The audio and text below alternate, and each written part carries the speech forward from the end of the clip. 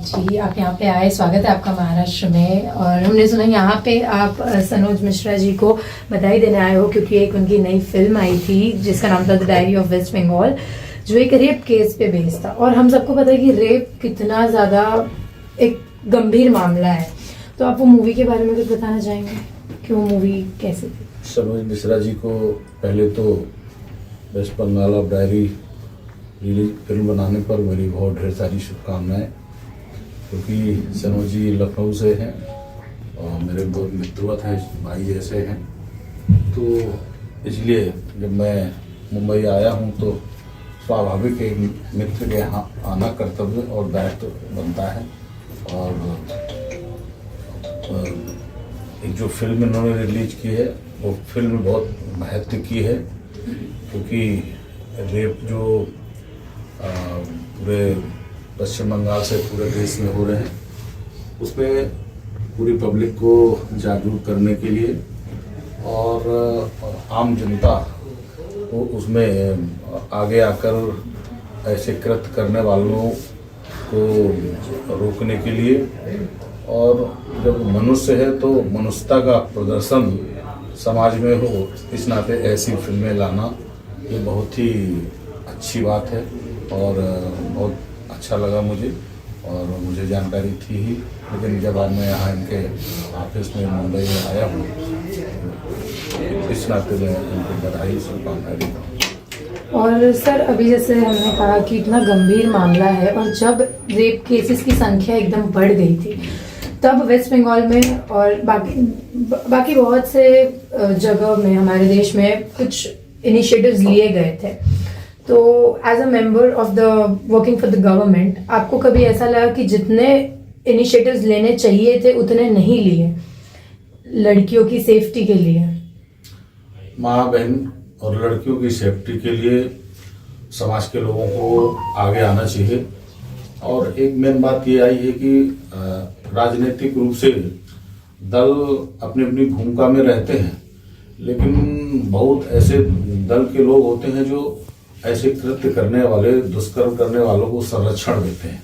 ये नहीं होना चाहिए, मेरा अपना मानना है। जब कोई मामला सामने आता है तो उसके पक्ष में लोग कई तरीके की जांचों का विषय ला देते हैं कि ये जांच होनी चाहिए। जबकि कोई भी बेटी है और कोई महिला है जब आरोप लगाती है तो पहले उसका स्वयं का सम्मान जाता है।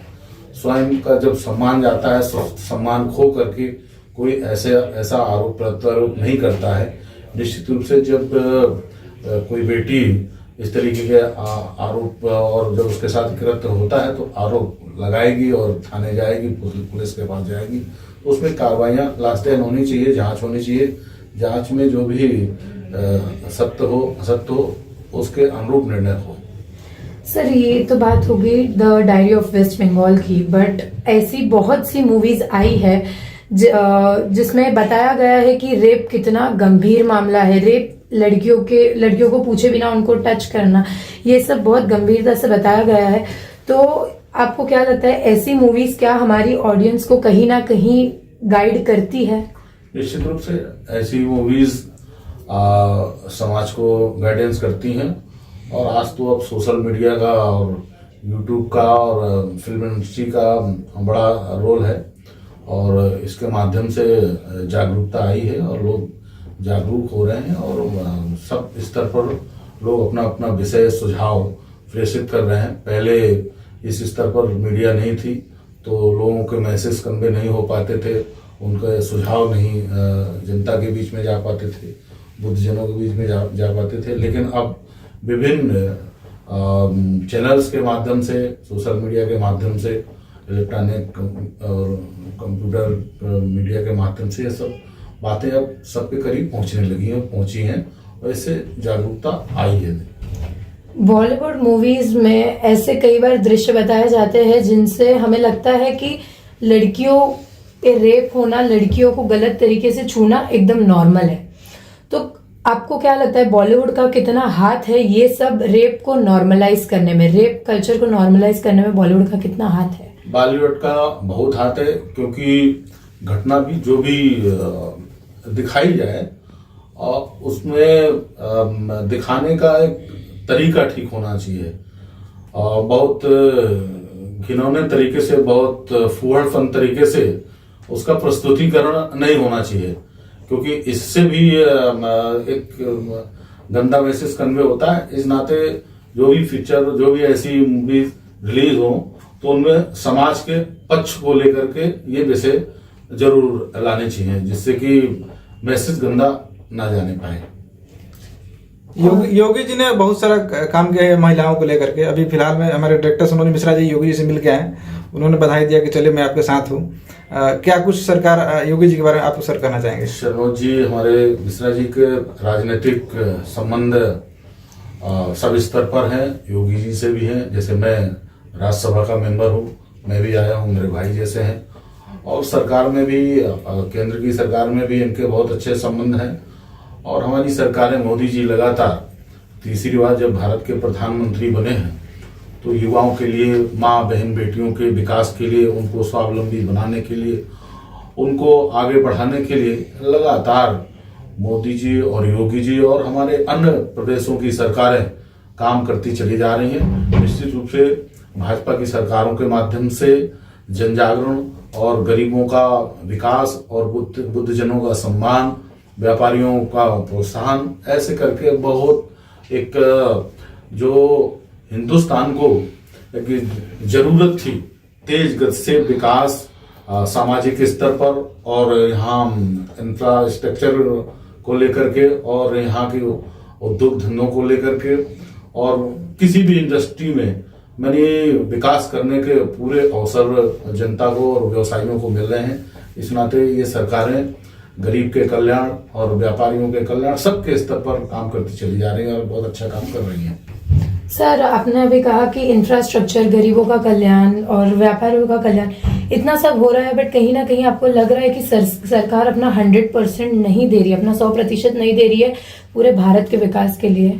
आजाद हुए बहुत लंबा समय हो गया था और पहली बार ऐसी मोदी जी की सरकार आई है जो रोटी, कपड़ा, मकान, दवाई, शौचालय, यानी सरकार से लोग अपेक्षा करते थे कि मुझे रोटी, कपड़ा, मकान, दवाई और दो टाइम की रोटी उपलब्ध हो सके। ये सरकार पहली बार ऐसी आई है जो शौचालय हो, मकान हो, दवाई हो, यानी उनकी मूलभूत आवश्यकताएं जो गरीब जनता की होनी चाहिए, उनकी पूर्ति इस सरकार ने की है।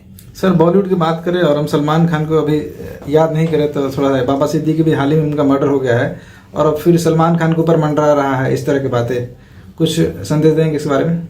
बाबा सिद्दीकी और सलमान खान और फिल्म इंडस्ट्री में अब जो घटना हुई है, अब मुझे इसके बारे में डिटेल जानकारी नहीं है क्योंकि पूरा मीडिया चैनल पर चला है, मैं इसमें क्या कमेंट्स करूँ।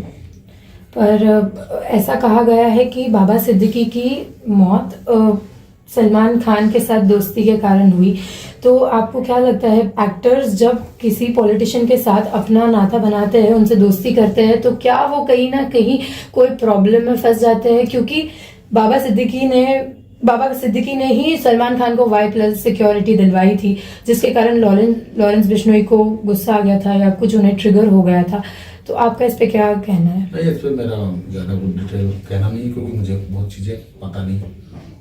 सर, दिवाली आ रहा है, कुछ शुभकामनाएं देना चाहेंगे देशवासियों को? दिवाली के अवसर पर मैं मुंबई आकर सभी देश के वासियों को अग्रिम शुभकामनाएं देता हूं कि ये दिवाली सबको मंगल कामनाएं लेकर के आए, सबके घरों में उजाला लाए, वैभव से परिपूर्ण हो, लक्ष्मी आए, यही कामना करता हूँ।